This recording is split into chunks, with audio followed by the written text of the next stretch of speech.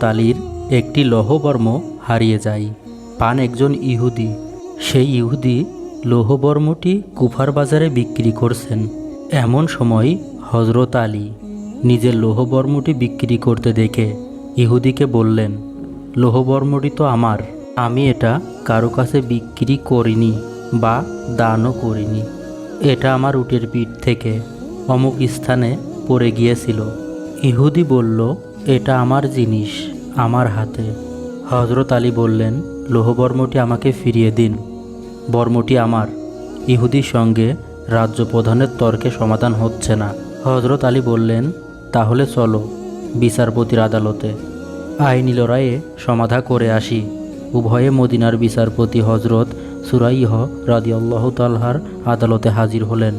হজরত আলী রাদিয়াল্লাহু তাআলা আনহু কে বিচারপতি জিজ্ঞাসা করলেন, আমিরুল মুমিনিন, আপনার বক্তব্য কি? তিনি বললেন, তার কাছে যে বর্মটি দেখতে পাচ্ছেন সেটা আমার। এটা আমার উটের পিঠ থেকে অমুক দিন অমুক স্থানে পড়ে গিয়েছিল।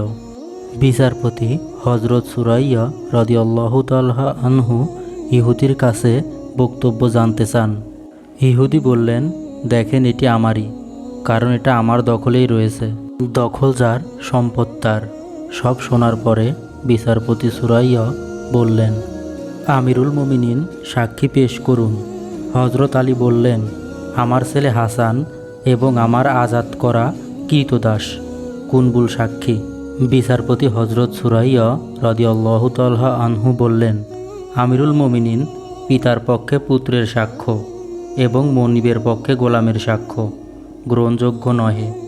তারপর বিচারপতি হজরত সুরাইয়া রাদিয়াল্লাহু তাআলা আনহু ইহুদির পক্ষে রায় দেন। আইনি লড়াইয়ে হেরে গেলেন হজরত আলী রাদিয়াল্লাহু তাআলা আনহু।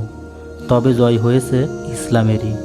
রায় শুনে সেই দিন এই ইহুদি বলেছিলেন, আমিরুল মুমিনিন আমাকে আদালতে নিয়ে এলেন, আদালতে আপনার বিপক্ষে রায় দিল, অথচ আপনি রাষ্ট্রপ্রধান, 22 লক্ষ বর্গমাইলের মুসলিম বিশ্বের অধিপতি।